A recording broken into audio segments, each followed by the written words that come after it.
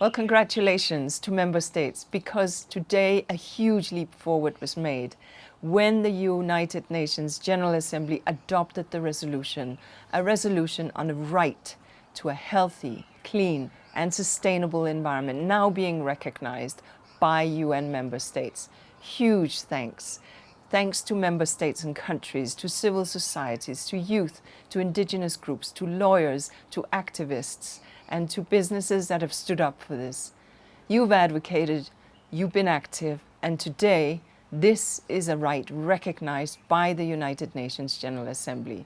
We've waited a long time for this, but this demonstrates that there is now solidarity with billions of people who are feeling the weight of the triple planetary crisis, the crisis of climate change, the crisis of nature loss, and the crisis of pollution.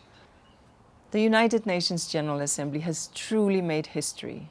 This resolution triggers environmental action. It provides safeguards. It helps people to have the right to stand up, to insist on having access to breathe clean air, access to safe and clean water, to healthy food, healthy ecosystems, non-toxic environments in which to live, to work, to study and to play.